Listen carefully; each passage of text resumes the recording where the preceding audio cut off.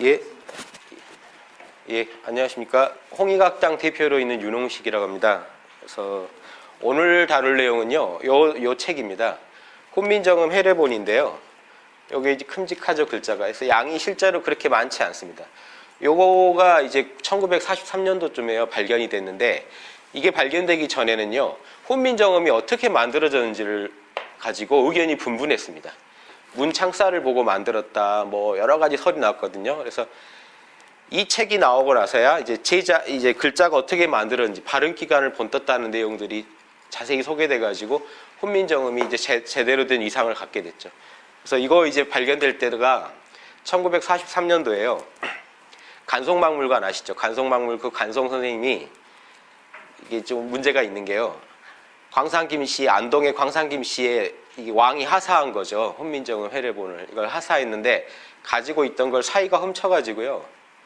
사이가 몰래 이걸 빼돌려서 간송한테 판 겁니다. 그래서 이게 그 당시 기와제 한 채가 1,000원이었다는데요. 간송 선생님이 특이하신 분이라 제값 주고 사시는 분이라 그분이 1,000원 달라고 하니까 이거를 1,000원에 살 수 없다 10,000원 주고 사셨다는 거죠.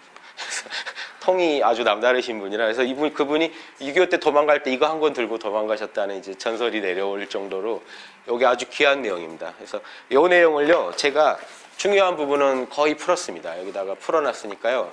요걸 이제 보시고요. 이제 시중에 혹시 이런 거 이제 구하셔서 같이 보시면 더 좋고요. 완역은 아니고요. 제가 양이 많아서 되게 중요한 부분은 거의 이제 풀었으니까 제가 설명드리면서 하나씩 설명드릴게요. 근데 양이 좀 많아서요. 제가 이거 다 하지는 아마 못할 것 같습니다. 양 많죠. 그래서 근데 이 자료를 제가 드리려고 한 게요. 또 저도 좀 고생해서 만들었고 그래서 널리 이거 보시고요. 제가 혹시 안 한 내용이라도 여기 보시면 이제 오늘 강의 제가 하는 내용 가지고 이제 유추해서 보시면 아마 재밌으실 겁니다. 최근에 이제 드라마 뿌리 깊은 나무가 이제 떠가지고 거기서 이제 그 소희라고 그 여자 궁녀죠. 궁녀가 나와가지고 세종대왕이랑 같이 한글을 만들고 하는 과정에서 한글 창제 원리나 이런 게 좀 소개가 많이 됐거든요. 그런데 그게 이제 해례본하고는 조금 거리가 있는 게 많거든요. 그래서 제가 볼 땐 해례본이 훨씬 재밌습니다. 그래서 근데 좀 어려우실 수도 있어요. 왜냐하면 지금 이 해례본 강의는요, 사실은 주역 강의가 됩니다. 이 주역의 원리를 가지고 그대로 만들어가지고요. 그래서 제가 아무튼 최대한 오늘 알기 쉽게 제가 설명드리려고 하는데요. 예, 그래서 내용이 원래 좀 쉽지는 않습니다. 그래서 미리 좀 말씀드리고요. 저 앞에서부터 하나씩 보죠. 그래서 이 해례본의 구성에 대해서 지금 써 있는데요. 한번 보시면요. 1페이지입니다. 이 해례본이요. 크게 네 부분으로 나뉘어 있습니다. 서문하고요. 서문하고 예의라는 부분이 있고요. 해례란 부분이 있고요. 그 다음 또 서문이 있습니다. 근데 여기 두 개씩 짝이 돼요. 이 두 개는 세종대왕이 직접 쓰신 겁니다. 이 두 개는 정인지나 이런 신하들이 쓴 거예요. 이 해례본은 8명의 신하들 거기 나오죠. 정인지 이하 8명의 신하들이 쓴 거고요. 이 서문은 정인지만 쓴 겁니다. 그래서 서문이 앞에 있어야 되잖아요. 근데 세종대왕 서문이 더 앞에 있으니까 임금님 서문이 더 귀하니까 정인지 서문은 맨 뒤에다 붙였습니다. 그래서 예의라는 거는 세종대왕이 이게 의가 뜻이자죠. 보시면 한문요. 뜻입니다. 의라는 건요. 한문에서 의 그러면 이제 보통 의미나 뜻으로 쓰입니다. 이런 경우에는. 그래서 어떤 의미와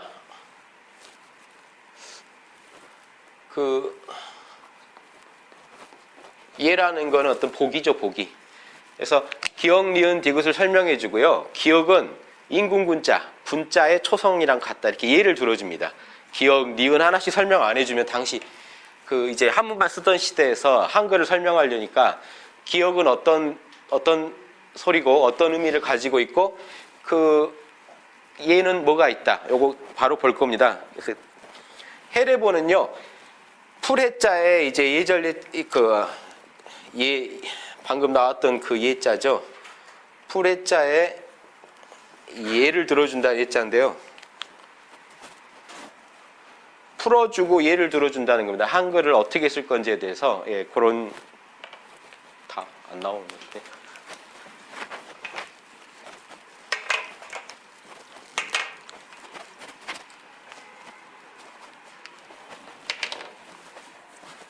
정인지 드라마에 정인지 자주 나오죠. 그 세종대왕 바로 옆에서 최측근으로 나왔던 그분인데 이렇게 해가지고 집현전 학자들이랑 만들었는데요. 이게 세종대왕이 만드신 겁니다.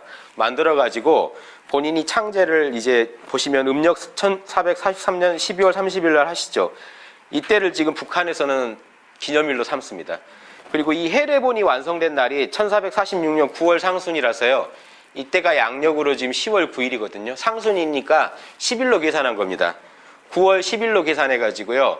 지금 양력으로 환산하니까 10월 9일이 돼서 지금 남한의 한글날이 요 해례본 완성날이 지금 남한의 한글날이 된 겁니다.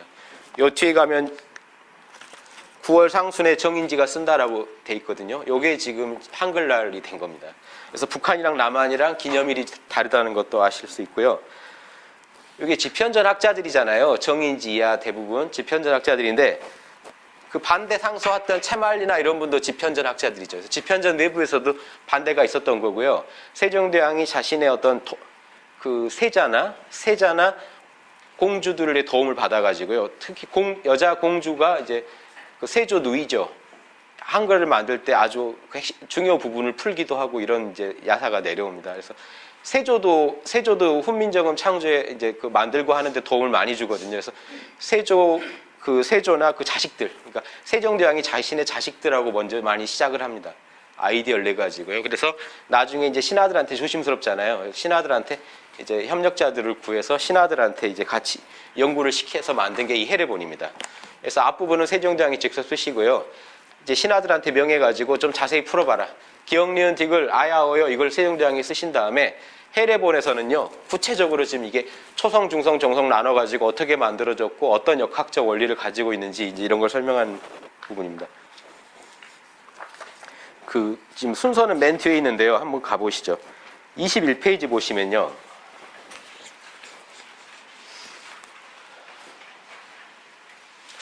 채말리 드라마에도 나오지만 채말리가 반대 상속문 쓴 내용인데요. 이 골자를 보면 당시 정치인들의 의식 수준을 알 수가 있어요. 보십시오. 채말리 반대 상소문의 그 요점만 제가 적은 겁니다.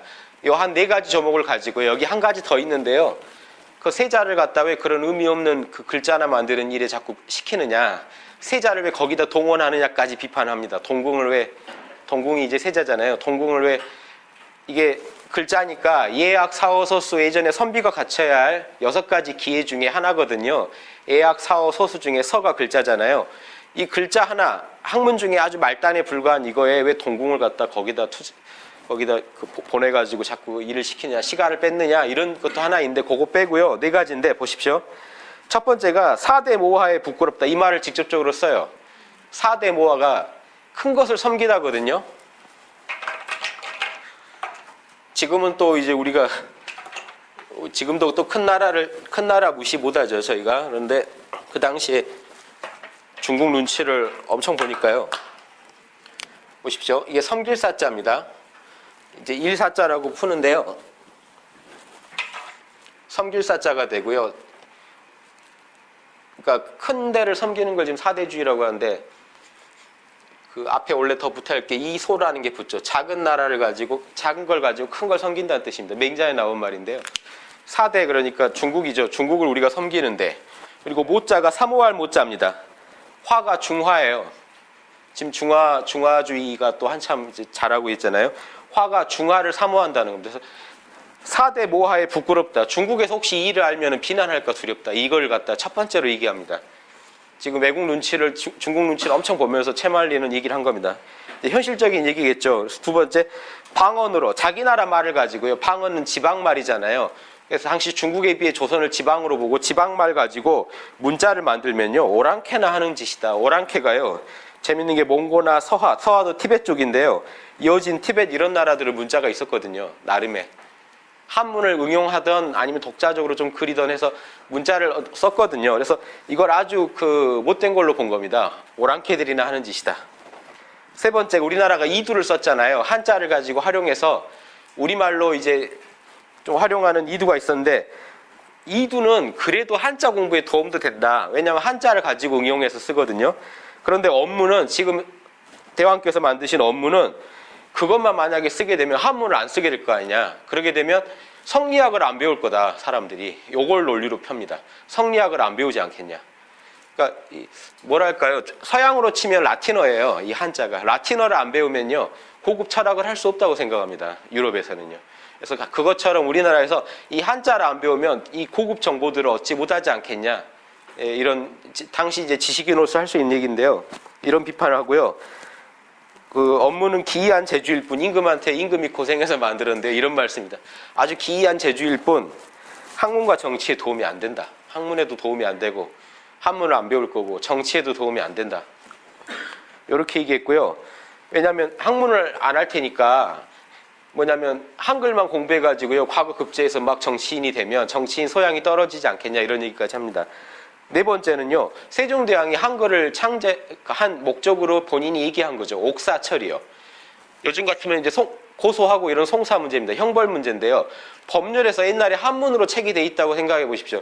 잡혀가도요 말도 못해요. 무슨 말인지 이해도 못하고요. 소장 하나 쓸 때도 제대로 써졌는지 알 수가 없잖아요, 언어를 모르면. 그러니까 얼마나 억울한 일이 많았겠습니까? 그런 일을 바로잡기 위해서 내가 한글을 만든 거다라고 했는데 이런 부분은 당시 지식인이 정말 답답한 내용인데요. 옥사의 문제가 글자 몰라서 그러겠냐. 중국도 글자랑 말이 같아도 중국에도 억울한 일 많더라. 이런 논리를 펴니다. 그러니까 세종이 아주 경로할 만하죠. 경로에서 싹 가둬버려요. 그래서 하루 만에 훈방해 줍니다.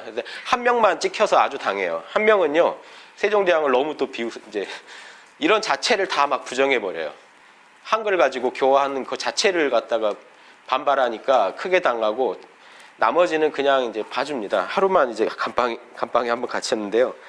근데 이런 말 이제 왕이 경로할 만하죠. 중국은 글과 말이 같아도 억울한 일 많다. 근데 그러니까 이 세종대왕이 지금 한글을 만들 때 제일 앞에 내세웠던 게 옥사 문제라는 것도 아시겠죠. 예, 이 법률 문제에 관해서 이두도 알기 어렵다는 거예요, 일반인은. 이두도 중인들은 알아도 일반인은 이두도 모르니까 이제 이런 얘기를 한 겁니다. 그래서 이런 채말리가 이렇게 반대했다는 걸 보면 당시 세종이 어떤 주장을 폈다는 것도 아실 거고요. 이게 지금 드라마에서는 좀 되게 과장을 많이 했잖아요. 그래서 현실에서는 그렇게 뭐 심각한 반포할 때 문제가 생기지 않습니다. 그래서 그냥 그렇게 한번 갇혔다가 풀어주고 끝나고 이걸 반포하고요. 그 다음에 이 훈민정음을 이용해서 책을 계속 찍어냅니다. 불경도 찍어내고요. 불경을 많이 찍었더니 불교 쪽에서 우리 그 신미대사가 한글 만들었다 또 이런 주장하는데 그런 건 좀 무리수고요. 무리고 불경을 많이 한 게요. 불경이 당시 우리가 이 훈민정음을 우리 국어랑 좀 다른 게요. 훈민정음에는 사성이 다 있습니다. 평성, 상성, 거성, 입성 우리가 중국어엔 지금 있잖아요. 우린 지금 거의 안 쓰거든요. 상성이나 거성이요. 상성이 올라가는 소리고요. 거성이 큰 소리인데 이런 소리는 우리말에 중세 국어에서 이런 말은 우리말에 오면 다 긴 소리로 바뀝니다. 이제 길고 짧고로 바뀌어요. 그러니까 사성을 거의 안 쓰는데 이 당시엔 사성을 썼거든요. 그러니까 노래 같았다고 보실 수 있겠죠. 한국말이 좀 노래 같았다라고 느끼시면 될 겁니다. 그래서 불경을 많이 번역한 것도요. 불경이 암송을 해야 되니까 그게 노래잖아요. 예, 노래처럼 그게 이제 불교 나름의 부호도 써가지고 그거를 어떤 가락을 만들어서 읽거든요. 그래서 그게 이제 또 한글 창제에 도움이 많이 됩니다. 그러니까 지금 이 거성에 점 하나 찍고요. 이런 부호들을 많이 씁니다. 예, 갈 것자 거성이다 그러면 점 하나 앞에 찍어줍니다. 예, 거 그러면 뭐 점 하나 찍어준다거나 아니죠. 상성이 점 하나인가요?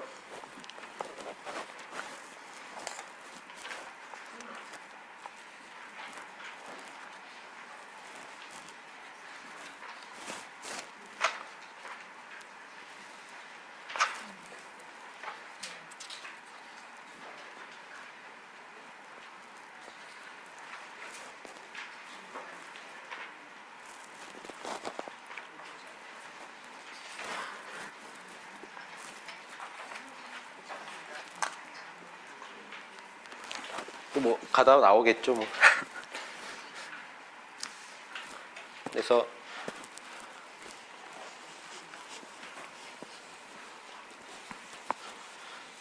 이 채말리가 이렇게 강하게 반대를 하는데도 이제 세종대왕은 이렇게 주장하신 이걸 계속 밀고 나가신 이유가 있는데요. 제목 보시면 아실 수 있죠. 훈이라는 게 이렇게 안 지워지죠.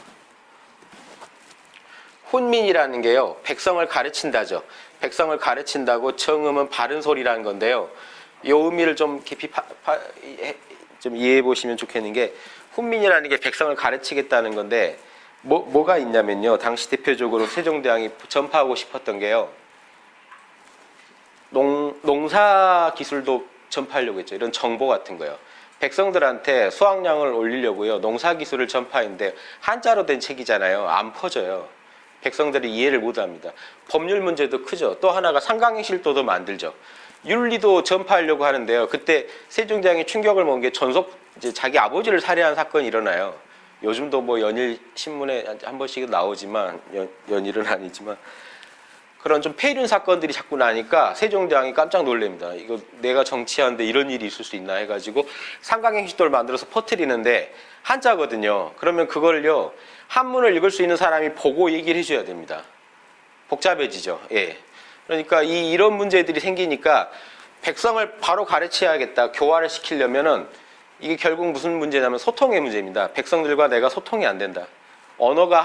백성들이 알기 쉬운 언어가 하나 나오면 소통이 될 것다 하는 의미에서 훈민입니다. 백성을 가르쳐준다. 이 정음이라는 건요, 음을 바로 잡는데요. 이 훈민정음 작업이요, 여기서 끝나는 게 아니고, 여기는 우리나라 지방 사투리까지 다 수집을 해가지고 정리한 겁니다. 그거를 우리말로 표기하려면 어떻게 해야 될까 연구한 게 훈민정음이라면요, 요게 만들어지자마자 이제 그 전에부터 연구를 한 거죠. 중국 한자음도 연구를 다 해요. 중국 한자음 표기 발음, 이제 표준 발음을 연구합니다. 이제 그런 성과가 여기도 나오는데요. 여기 지금 한자 같은 경우 이 음이 적힐 때 이 어떤 이 표준 발음을 이제 쓰는 거거든요. 그래서 정음이라는 게 백성을 가르칠 때 한글을 갖다가, 지금 제가 하는 말 있잖아요. 하는 말이라는 그 말을 정확히 표기하는 것도 정음의 하나인데, 더 이제 또 큰 의미로 보면 이 한글을 가지고요, 한자음을 싹 통일합니다. 그 전까지 통일이 안 됐었어요. 나라 국자를 뭐라고 쓸지, 뭐라고 할지 음이 다 다르게 썼기 때문에 중국 음까지 다 조사해 가지고요, 중국 음을 또 안 따라가고요, 우리나라 음과 중국 한자음을 잘 조사해서 표준 발음을 제정합니다. 그게 동국정운이라는 게 있어요. 동국정운이라는 이 자료 안에 나올 겁니다. 자료 안에 나올 거고요. 동국정운이라는 이것도 이게 이제 1448년쯤에 나옵니다. 이 책을. 그래서 지금 이 두 가지 작업을 통해서요, 우리나라가 그 전에 이제 못하던 일을 해요.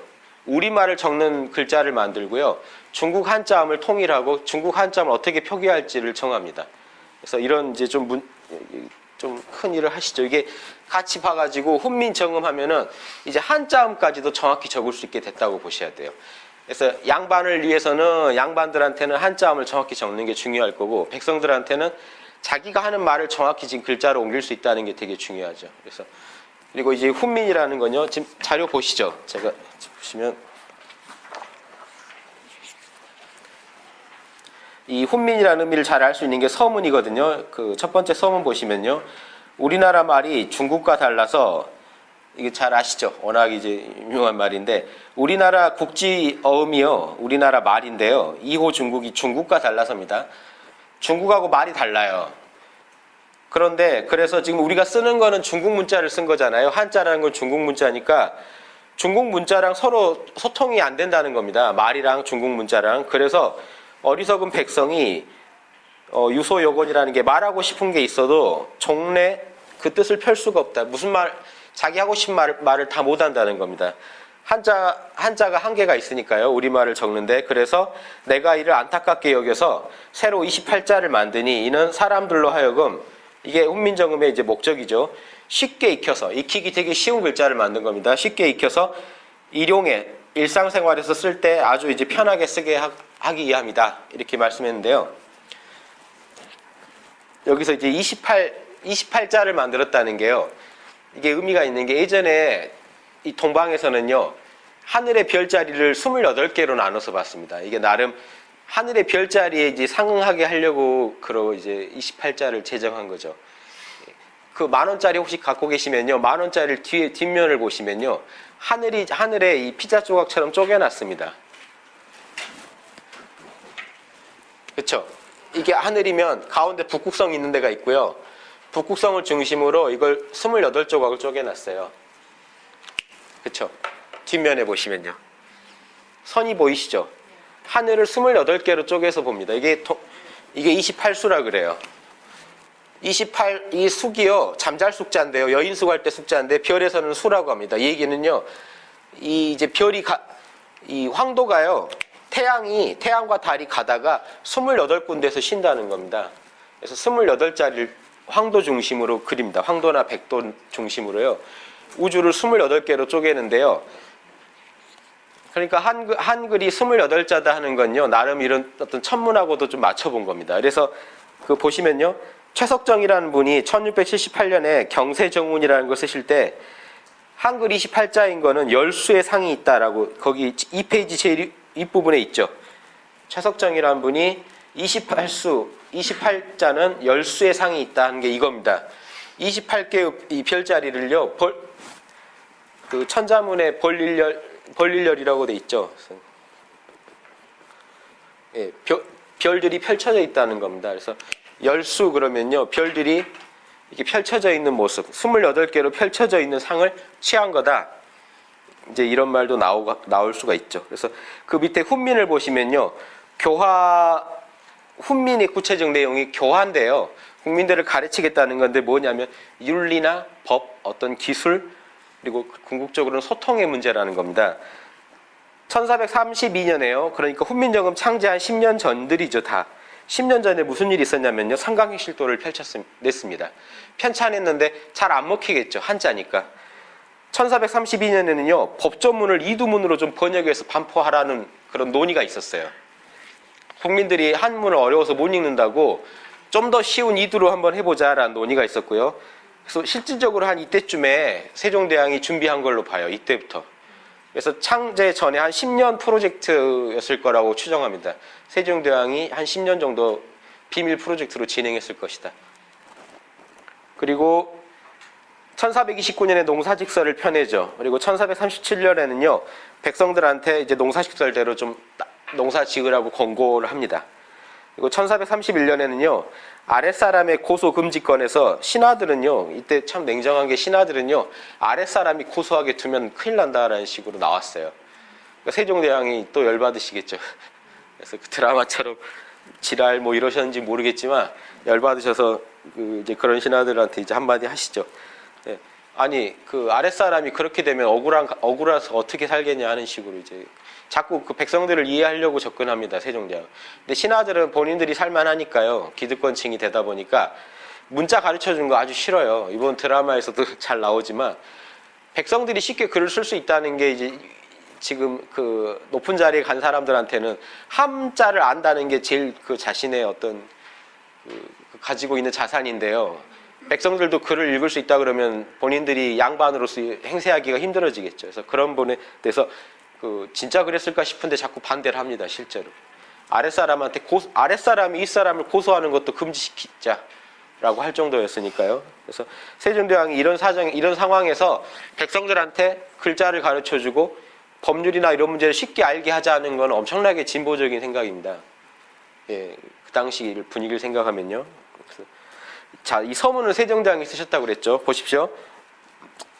큰 번호로 두 번째 뜻과 보기, 여기는요, 여기도 세종대왕이 쓰셨겠죠. 지금 앞에 제가 소개해드렸잖아요. 그러니까 세종대왕이 쓰신 부분은요, 보십시오. 5페이지, 아니요, 4페이지까지입니다. 4페이지까지. 4페이지까지 세종대왕이 쓰셨고요. 그 뒤부터는요, 이제 해례와 정인지 서문입니다. 그러니까 아주 앞부분만 쓰셨어요. 보십시오. 자, 여기 좀 봐보세요. 이게 훈민정음 지금 나란말씀이 중국에 달라, 여기가 이거 한 장이고요. 이제 기역 니은 디귿 바로 들어가죠. 예, 니은이면요, 니은은 설음, 그 혓소리고요. 글자 중에 나자의 초성이다, 첫소리다. 예. 그런데 그 다음에 아야오요 설명해 주고요. 예, 여기까지 하고 끝납니다. 세종대왕이 직접 쓰신 데는요. 자, 여기서부터는 지금 이 책의 분량이 한 요 정도가 이제 지금 신하들이 쓴 거예요. 세종대왕이 가르쳐 준 걸 가지고 신하들이 이제 최대한 이제 말을 만들어냅니다. 그래서 자, 보시면요.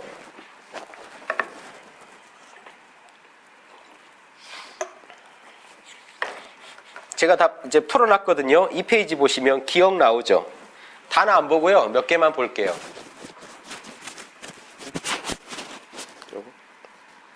다는 안 보고 몇 개만 볼게요. 기억은요, 어금니 소리다. 인공군자, 군자의 첫 소리와 같다. 이해되시죠? 니은도 똑같죠? 자, 근데 이제 기억 밑에요. 나란히 쓰면이라는 게 나옵니다. 나란히 쓰면. 왜 이렇게 안 지워지지? 쓰기가 겁나네요.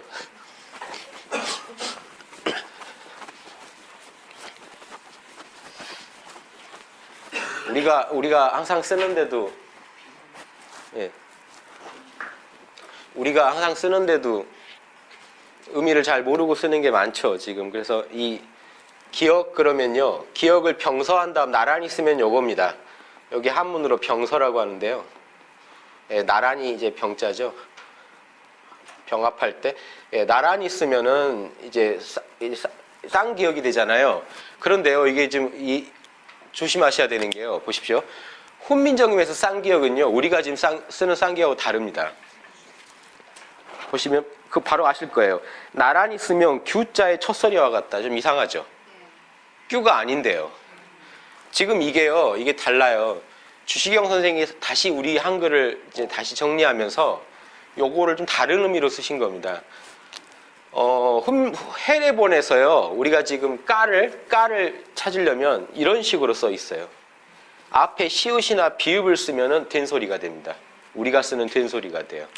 그러니까 이제 훈민정음의 자체에 나오는 이 쌍기역은요, 기억을 길게 하는 겁니다. 기억이 좀 뭉치게, 소리가 뭉치게 해주는 겁니다. 다르죠? 예. 그래서 그러니까 지금 보십시오. 기억만 다른 게 아니고요. 그 다음에 이제 키읔은 우리가 알죠. 키읔은 똑같죠. 키읔은 어금니 소리니 쾌자의 첫 소리와 같죠. 이 엔니응은요. 이 엔니응도 어금니 소리. 엔니응은 지금 안 쓰죠. 이 동그라미에 꼭지가 하나 있는 겁니다. 보십시오. 동그라미에 꼭지가 하나 달렸어요. 이거는 이제 이응하고는 좀 다릅니다. 우리가 볼 땐 다 이응인데요. 이렇게 구분하는 이유가요. 이 발음기관을 연구하시다가 보니까 이게 다 구별이 된 겁니다. 어디서 발음이 나냐가 조금씩 틀려요. 어떻게 발음이 되느냐. 이제 설명을 하나씩 드릴게요. 요걸 좀 이해하시면요. 우리가 그 아설 순치 후 그냥 이렇게 아는 것보다 재밌죠. 우리 그리 과학적이라는 게요. 이런 연구들을 엄청나게 해가지고 만듭니다. 중국에 나와 있는 그런 성운, 중국에서는요. 이 이분법을 씁니다. 그럴 문자를 하면요. 중국어로는 이렇게 돼 있어요. 옵술 무자, 나눌 분자, 반 그럽니다. 반은요, 반절법이라고 중국은 반절법을 쓰는데요. 요거를 성모라고 합니다. 잘 안 보이시죠? 소리성자 있잖아요. 소리성자에 엄마 모자 써서 성모라고 하고요. 앞에 있는 거를, 뒤에 있는 거를 소리 운자 써가지고요. 운모라고 합니다. 그래서 성모, 운모밖에 없어요. 성모를 자모라고도 해요. 그래서 여기까지만 하시면요. 지금 많이 하시는 겁니다. 중국어는 이분법을 써요. 뭐냐면 문을 말하려고 무는 초성만 가져오죠. 분에서는요. 중성과 정성을 가져오죠. 그래서 중국은 초성과 중성, 정성의 이분법만 씁니다. 역학적으로 말하면 음과 양의 이분법을 쓰는데 우리나라는 안 그렇죠. 삼분법을 써요. 삼분법이 더 정밀하겠죠. 일본어 같은 건 통으로 하나를 쓰죠. 나 이렇게 통으로 배우잖아요. 예, 그래서 이게 하나가 모여서 음절을 이루어지는데 일본어 같은 경우 그냥 글자 하나가 그대로 음절이 돼버려요. 우리나라는 세 개를 합쳐야 음절이 됩니다. 그런데 이게 영어나 일본어나 이런 것보다 어떤 효율적인 게요. 자리도 안 차지하죠. 영어 같으면요 길게 펼쳐놔야 됩니다. 예전 몽고 파스파 문자 이런 것도 길게 펼쳐놔야 돼요. 거기서 처음 몽고 문자에서요 초성, 중성, 정성을 나누고 이렇게 삼분법이 나왔는데요. 길게 펼쳐놓는 건데 우리나라 같이 딱 이 세 개가 합쳐져서 그 한 글자가 되면서 하나 이제 음절이라고 하는 게요. 이렇게 하나가 소리 나는 겁니다. 문 하면 여기 문 이게 하나 소리가가 되죠. 예, 여기까지를 음절이라고 하고 이렇게 하나하나 쪼개는 걸 음소라고 합니다. 이 음을 구성하는 요소들이죠. 미음, 우, 니은. 예, 그래서 지금 가장 합리적인 방법이라는 게 이게요. 전 세계에서 어떤 공통의 알파벳을 선정한다면 한글이다 이런 말들이 세계 언어학자들이 하는 이유가요. 한문도 그렇고 영어도 그렇고 이렇게 정확하게 표기하기가 쉽지 않거든요. 만약에 달, 그럼 달이라는 거를 아까 문만 해도 영어로 표기하려면 여러 개가 나오겠죠. 그 음을 적을 때요. 표기법이 여러 개가 나오고 또 이게 옆으로 펼쳐지죠. 근데 간략하게 이 세 개가 합쳐져서 아주 보기도 좋고요. 짜임새 있게 이 글자가 보기도 좋으면서 이 발음도 정확하게 담아내는 방법. 이 방법이 탁월한 방법이죠. 당시 개발돼서 지금까지 또 이제 아마 우리 한글만큼 이렇게 쉽게 음을 이제 적는 표기법이 이제 드물 건데요. 중국어 벌써 이렇게 써줘야 돼요. 무는 무분 반야라 이렇게 해줘야 됩니다. 그래서 사서십주나 동양의 고전들 보시면 꼭 이게 나와요. 이 단어는 이제 음가들을 적어줄 때 이런 방식으로 설명합니다. 그래서 이게 이분법, 자모나 성모 대 운모. 그래서 이렇게 해서 한 음절이 만들어지는데 우리나라 같은 경우는 초성, 중성, 종성을 세 개를 가지고 한 음절을 만듭니다. 자, 초성, 중성, 종성은 아시겠죠? 초성은 첫 소리고요. 중성은 가운데 소리고 종성은 끝 소리인데 또 이게 이제 우리나라 방식이 특이한 게 초성을 다시 종성에서 그대로 씁니다. 그렇죠? 예, 그래서 초성과 중성만 알면 되죠. 종성은 초성을 갖다 쓰는 거니까요.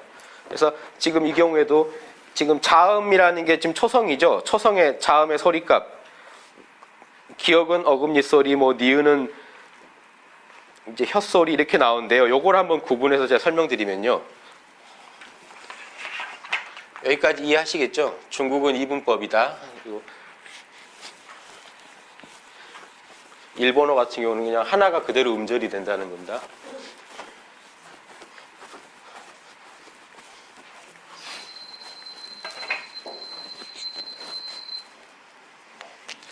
자, 아설 순치우를 한번 제가 설명드릴게요.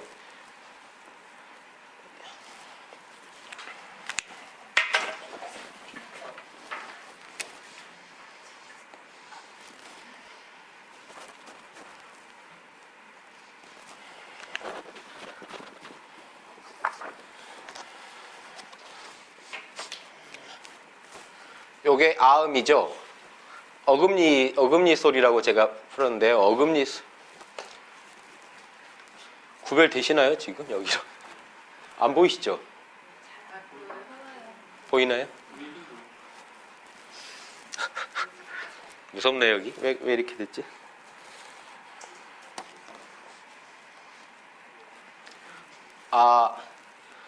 설 순 입술 순자입니다. 순, 치, 후. 이 이빨 치자 보시면요. 보세요. 이빨 치자가요. 위에가 그실 치자고요. 이게 이빨들입니다. 요렇게 이게 입이거든요. 위에가 왜 그실 치자면요. 우리 씹을 때 위턱은 그대로 있죠. 아래턱만 움직이거든요. 예. 그래서 이게 이빨 치자입니다. 그래서 이걸 주역에서 괄호 그리면 위에는 그치다는 의미의 간깨가 오고 밑에는 여기 움직인다는 동의 의미를 가진 진깨가 오면 여기 이빨을 의미해요. 위엔 가만히 있는데 밑에만 움직이거든요. 그래서 이게 왜 이거 설명드리냐면요. 보시면 이게 지금 이빨이라는 거죠. 한글이요. 옛 전서들, 옛날에 있던 글자들을 빌어다가 모양을 좀 빌어왔다라고 한 설명이 나오거든요. 발음기관을 본땄지만 글자들을 옛날에 있던 글자들을 그림을 추렸다라고 할 때 치음이 지금 시옷이죠.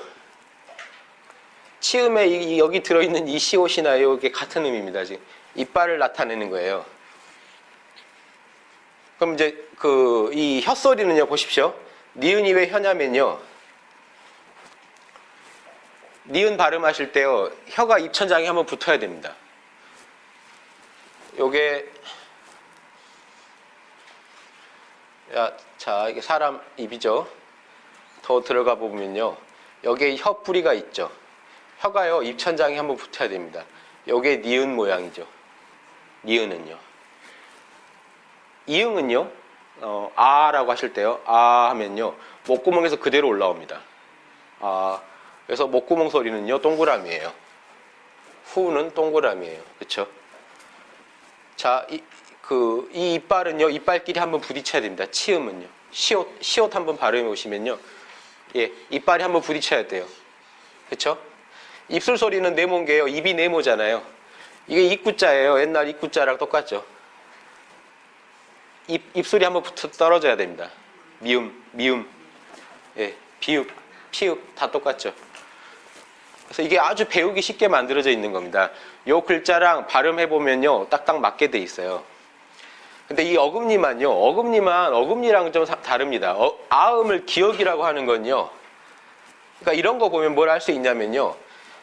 지금 이렇게 했지만 우리 동양 고대에요. 이 하늘은 동그랗고 땅은 네모났고 사람은 세모다 하는 요 사상을 가지고 맞추고 있다는 걸 알 수 있어요. 그렇죠? 뭐냐면요. 지금 쪼개진 것들을 합쳐보시면 동그라미랑 세모, 네모, 기역, 니은도 합치면 네모가 되게 돼 있거든요.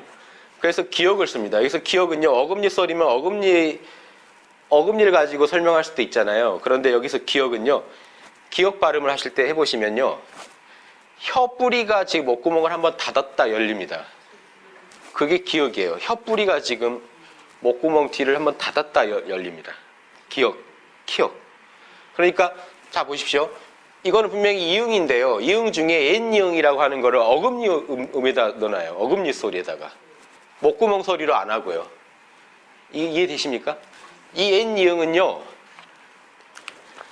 보십시오. N이응의 얘가 업이죠. 업 발음해 보십시오. 업. 여기 보면 N이응은 어금니 소리니 업자의 첫 소리와 같다. 같은 이응이지만 발음되는 방법이 다르기 때문에 그럽니다. 업 할 때. 업 할 때 목구멍이 한번 닫힌다고 보는 거예요. 목구멍이 안 닫히는 이응이 있고 닫히는 이응이 있더라는 겁니다. 목구멍이 한번 혀뿌리로 닫히면요. 어금니 소리에다가 지금 넣는 겁니다. 이해되십니까? 그러니까 같은 이응이라고 해도 어디에 위치하냐에 따라 다르겠죠. 보십시오. 옛 이응은 이런데요. 그냥 이응은 어떤가 보십시오. 그냥 이응은 뒤에 있죠. 3페이지예요. 3페이지 세 번째, 밑에서 세 번째 있습니다. 이응은 목구멍 소리니 욕자, 욕망할 욕자의 첫 소리라고 했다. 욕 해보십시오. 욕할 때 그냥 나오거든요. 예. 그래서 같은 이응이지만 그 위치, 어떤 정성과 정성 만나에 따라 좀 음가가 달라집니다. 그것까지 지금 설명한 거예요. 그래서 이 N이응을 없앤 게요. 지금 이 현대화되면서 이거 이제 굳이 이걸 구분해야 되냐 해서 없앤 거죠. 거의 안 쓴다. 이것까지 구별 안 한다 하고 없앤 겁니다. 그래서 원래 N이응은 업 하면은 업 할 때 목구멍을 한번 막았다가 해야 된다는 겁니다. 그렇죠? 그래서 이렇게 이응이 다른데요. 자 보십시오. 여기까지 안 어려우시죠? 기역, 니은, 디귿, 리을 뭐죠? 무슨 한글 학교 이런 거 지금 하는 기분인데요.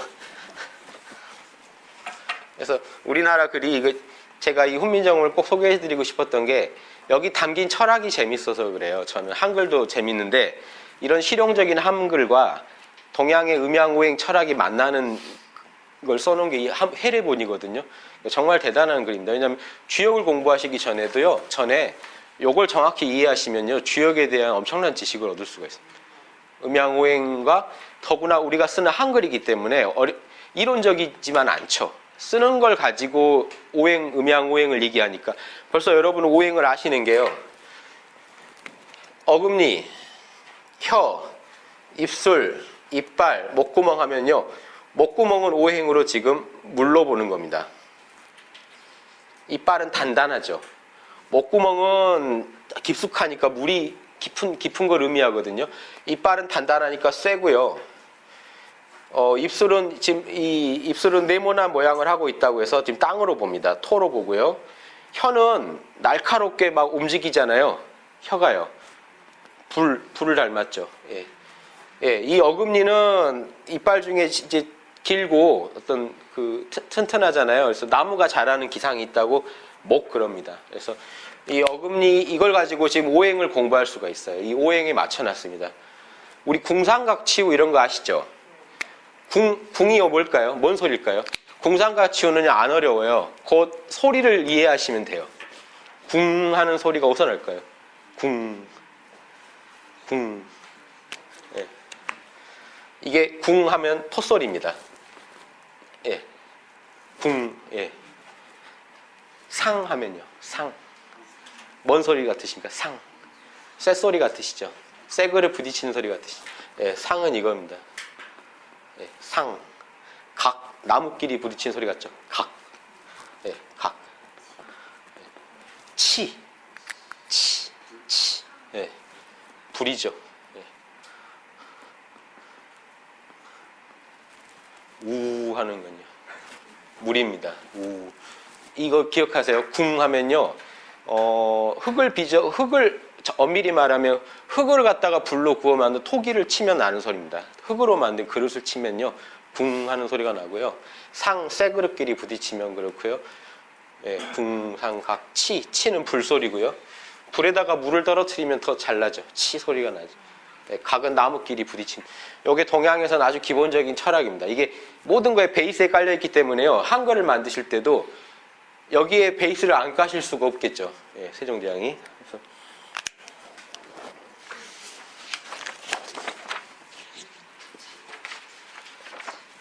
근데 이게 지금 재밌는 게 이걸 엮으면요. 보십시오. 이게 우리나라 고대 이제 단군 신화랑 연결되는 게요. 단군이요. 거기 보시면 환웅 신화죠. 단군이라기보다 환웅이 하늘에서 내려올 때 환인이 이걸 줍니다. 천부삼인이라는 걸 줘요. 천부라는 건요. 천부라는 건 동양에서 부는 어떤 부절이라고 하는 게 있거든요. 옥을요 2개를 딱 쪼개요. 옥을 쪼개요. 하나를 넣어주고 하나를 나 갖고 해가지고 나중에 맞춰서 딱 맞아야겠죠. 여기에 부입니다. 그러니까 천부라는 건요. 하늘하고 딱 맞는 거라는 겁니다. 하늘하고 딱 부합한다. 우주랑 완전히 부합하는 도장입니다. 우주를 상징한 도장을 3개를 줬다는 겁니다.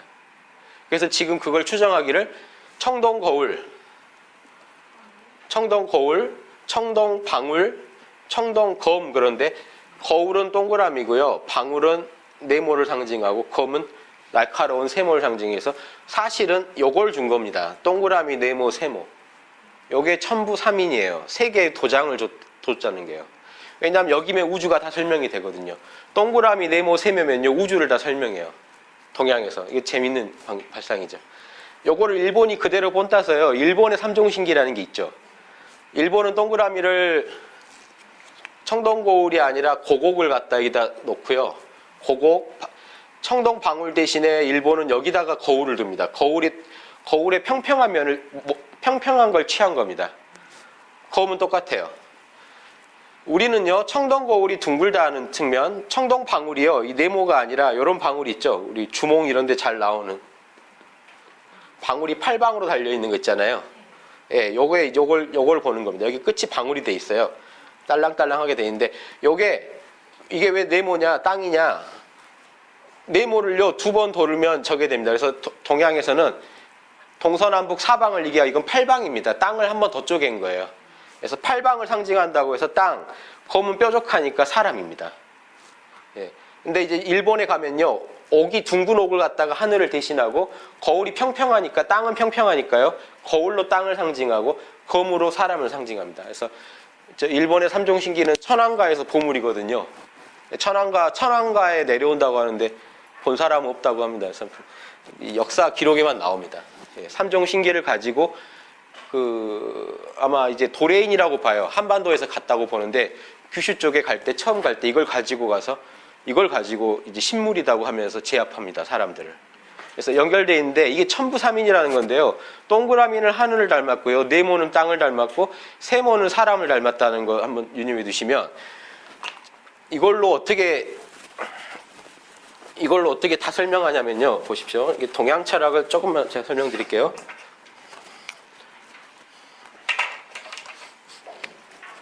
자, 이걸 합치면 어떻게 될까요? 이게 요게 이런 거는 익숙하시죠? 상평통보 이런 거 보면 천원 지방으로 만들면 하늘은 동그랗고 땅은 네모나다. 이걸 끝까지 붙이시면요. 이렇게 붙겠죠. 삼각형을요. 여기다 이렇게 나누면요. 삼각형이 4개가 나오겠죠. 요게 이제 그 천부삼인의 원 모양일 거라고 그 제 선생님이셨던 그 봉우 권태훈 선생님이 대종교에서 총 그 제일 어른을 갖다 이제 한 10년 하셨던 분이 계신데요. 그분이 대종교에서 지금 단군을 모시는 데서 천부삼인이라고 하는 마크가 이렇게 씁니다. 동그라미, 네모, 세모. 이것도 일리가 있죠. 근데 그분이 제일 어른 하시면서 이렇게 하면은 좀 설명이 잘 안 되는 게 있다. 이렇게 해야 맞다. 그래서 주장하셨는데 제가 이제 이걸 그린 이유가 지금 여기 다 들어있죠. 동그라미, 후, 네모는요, 입술 소리, 이빨은요, 치음, 기억이 있죠. 니은도 있죠. 예, 이거 하나면 다 들어. 그래서 세종대왕이 만들 때 옛 전설을 본땄다고 하지만 사실은 동그라미, 네모, 세모를 가지고 쓰고 있다는 걸 이해하실 수 있죠. 아무 전서나 막 갖다 쓰질 않는.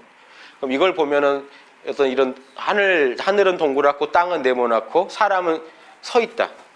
요게 서 있다는 의미입니다. 사람이 세모는요.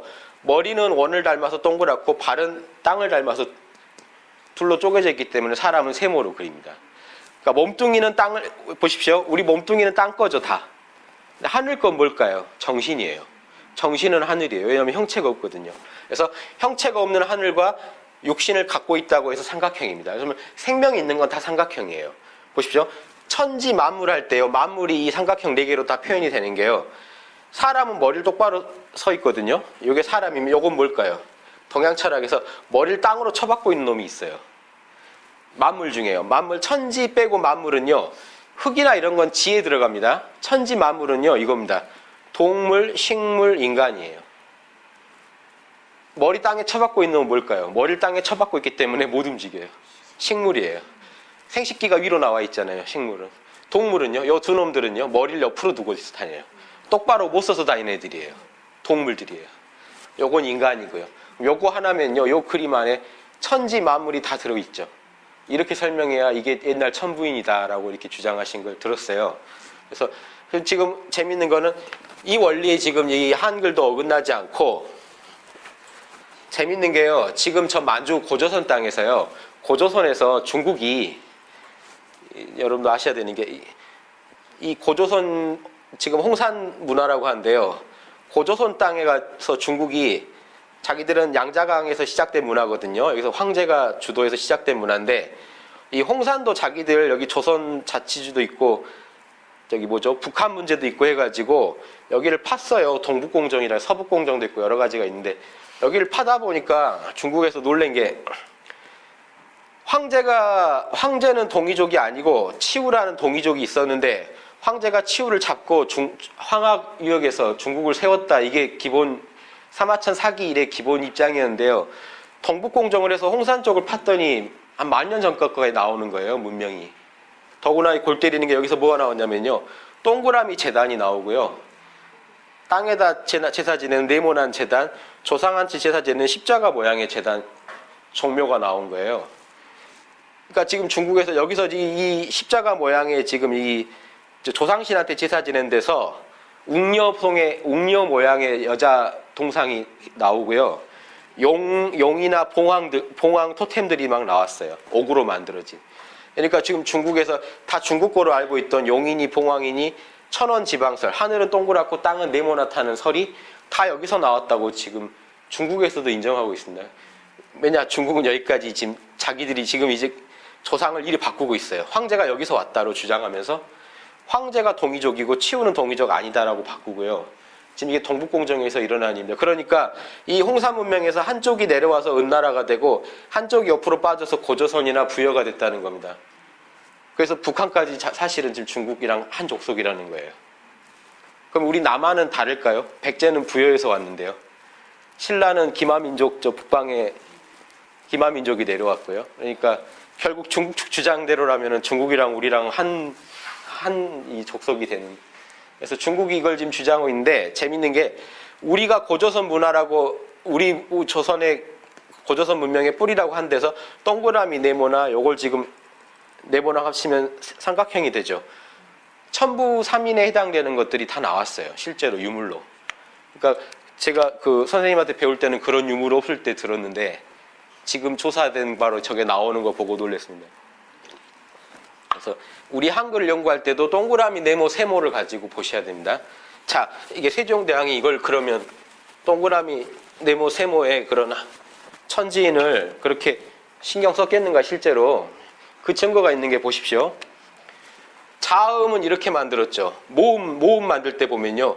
동그라미를 줄여서 이걸 하늘을 상징했습니다. 아래아요. 땅은 네모나니까 네모를 줄여서요. 평평하다고 땅은 해서 지. 사람은 서 있죠. 하늘과 땅 사이에. 예. 그러니까 이게 천지인 시스템이죠. 지금 문자. 핸드폰도 천지인으로 하는 게 요거 세 개로 다 하죠. 예. 천지인으로 다 만들었거든요. 한글을. 모음을요. 그 모음만 이렇게 만들었는 게 아니라 자음도 만들었다는 게, 자음은 지금 오행으로만 만들었다고 돼 있지만 동그라미, 네모 합치면 동그라미, 네모, 세모가 된다는 것도 주목하시라는 겁니다. 자음도 결국 천지인에서 만들었다는 것도 알 수 있다는 거예요. 천지인의 본 모습이 동그라미, 네모, 세모거든요. 그러니까 동그라미, 네모, 세모를 축약해서 동그란 점입니다. 이건 그냥 점이 아니고 동그란 원점이라고 표현이 돼 있어요. 해례본에 원점이다. 동그란 점을 하나 찍. 요거 지금 이제는 안 쓰죠. 예, 아래아. 아와 오의 중간 발음이란데 뭐 저도 잘 못하겠습니다. 근데요, 이거 보시면 요 음도 서로 다른 게, 우주가 만들 때 하늘이 먼저 나오겠죠. 땅이 그 다음 나오고 사람이 그 다음 나오니까 요거 붙이는 것도요, 이거 만드신 분들 보면 정말 대단한 게요. 이 발음 한번 해보십시오. 아든 오든요. 아면 저 후설 모음입니다. 이게 혀 저 끝부분에서 소리가 나요. 은은요 중간에서 소리가 나요. 중설 모음이에요. 하늘이 생긴 다음에 땅이 생겼다는 겁니다. 이걸 다 설명을 해놨어요. 이는요 앞에서 나옵니다.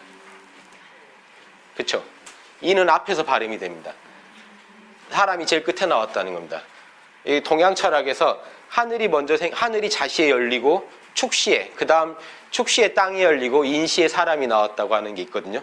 자축인묘 중에 자시면 우리 시간으로 하면 11시에서 1시죠. 예, 자정. 축시가 1시에서 3시. 그때 땅이 나오고요. 이제 우주의 시계로 치면요. 인시, 3시부터 5시 때 사람이 나왔다는 거예요. 예. 이런 논리에 조금 이따 뭐 다시 나오겠지만, 이런 논리를 가지고 한글을 만들었다는 천지인 시스템. 천지인 체계를 가지고요. 자음도 거기서, 모음도 거기서 나왔다고 보시는 게 일단 이제 맞다는 겁니다. 예. 잠깐 한 5분 쉬었다 다시 하겠습니다.